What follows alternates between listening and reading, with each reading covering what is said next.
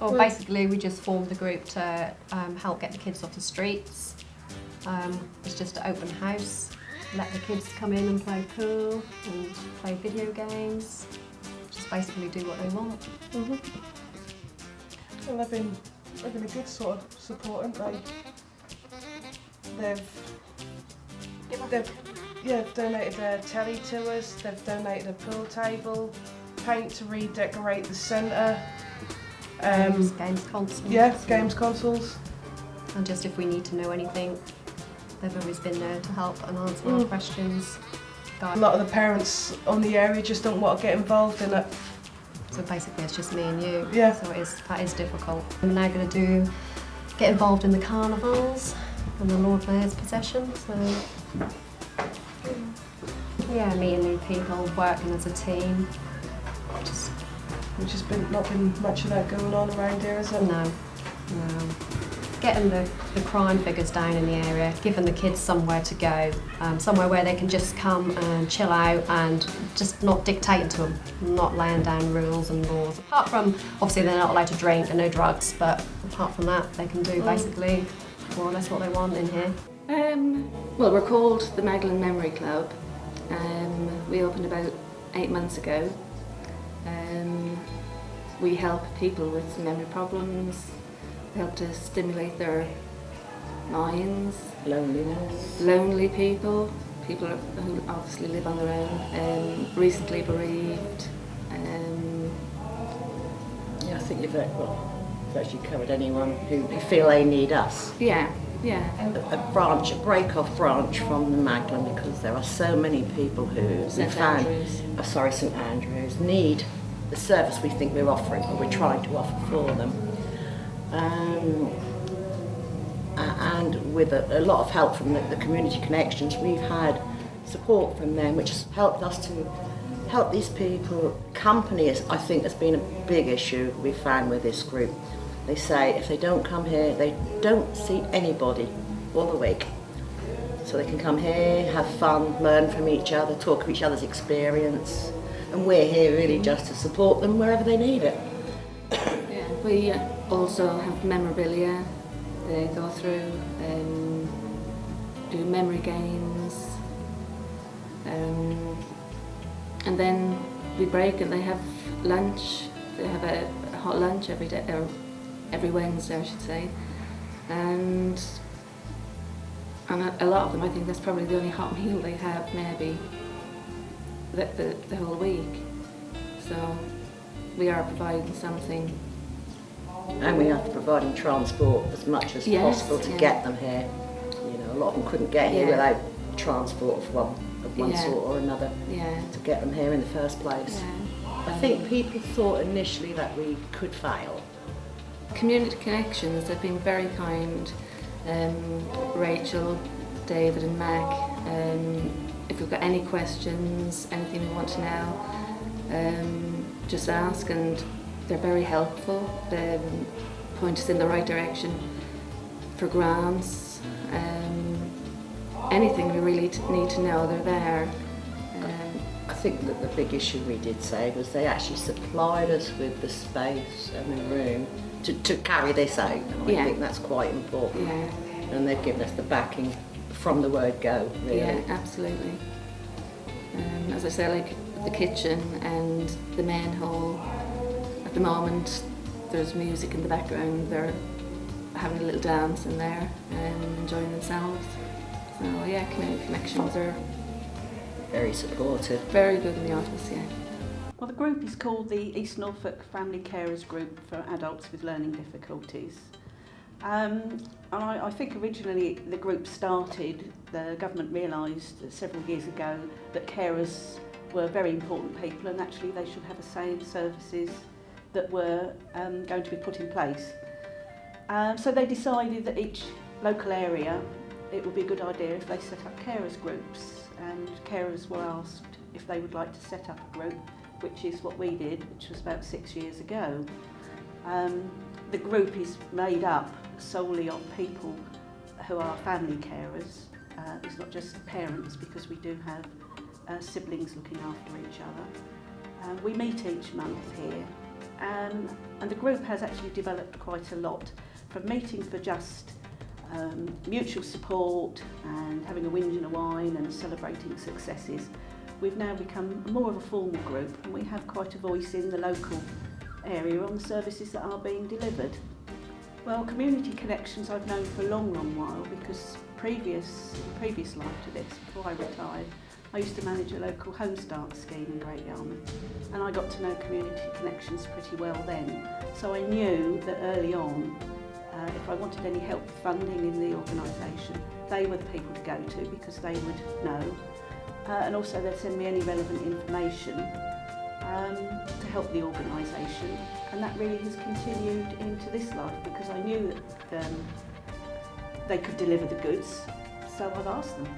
I think David Hutchison, who is the development worker for this area, I think I met him his first week and dumped on him, right, I want some money to help run this group, David, what can you do?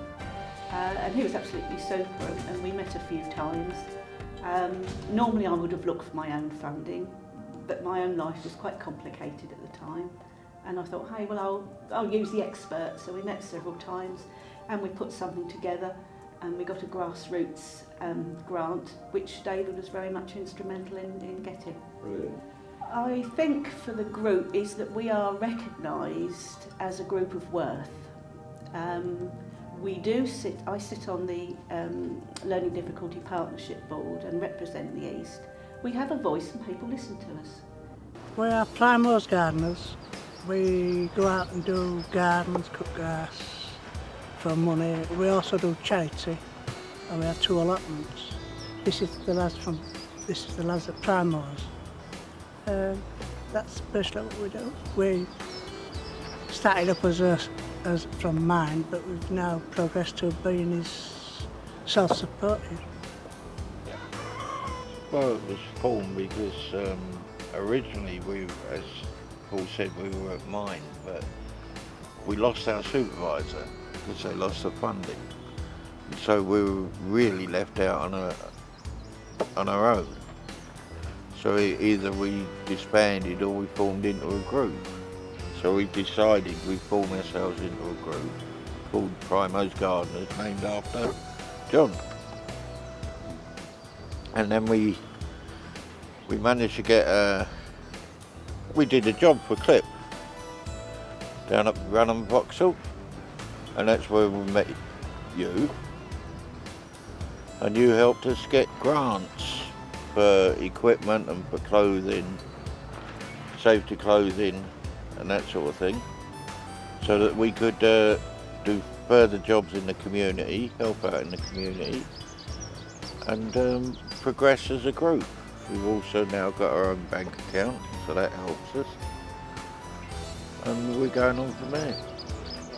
One of our guys has had, I'm doing a course on IT training to help with in the future, but one of our guys has done a safety course, so we've got a safety officer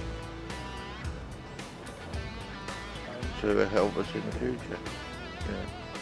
Well, as a group, we're more, we know what we're doing. We're more together as a group, sort of thing.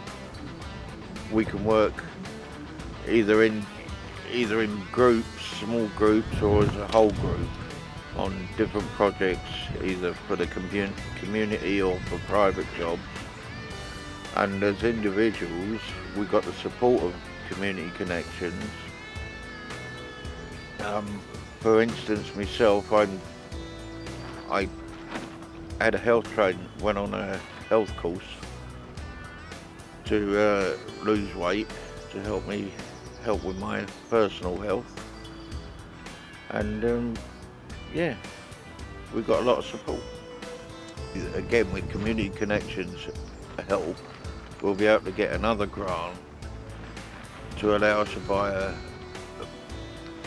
a laptop, and we've already got a digital camera, so we'll combine those two, and hopefully we'll be able to get software, gardening software, with possibly a gardening library as well built in, so that we can if there's anything we don't know, we can look it up. Hello, my name is Susan. I'm treasurer of Breathe Easy Group, and this is my husband Alan, he's chairman. Breathe Easy Group, we meet once a month, and our members are people with lung conditions, because it's such a lonely disease, and if they don't have places to go, they really are stuck indoors and perhaps don't see anybody and don't realise that there are a lot of people like them. Breathe Easy was formed by the British as an offshoot of the British Lung Foundation, and this group was actually started just over 10 years ago. We held the 10th birthday party last month, and it was a huge success. And it's just gone from strength to strength. We're getting new members all the time as the people are finding out about Breathe Easy and the British Lung Foundation through the respiratory nurses and the specialists at the James Paget Hospital. So everything is looking bright for the future for us. Yes, but it only has been getting better since Rachel. Yeah, it's just Rachel came through and first visited last year and started giving us ideas, and it's been a great success because with all the new ideas what Rachel has gave us from Community Connections and different people what we've met because of this, and that has done a big boost for the group, and she's been a tremendous help to us to let us know how to go and how to grow the group, which was very hard for us because maybe with 44 years at sea,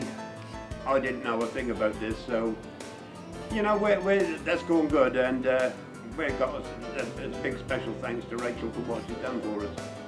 A little thing I would like to say, what Rachel has done for us, a simple little thing. We used to sit down and we used to get all the chairs out.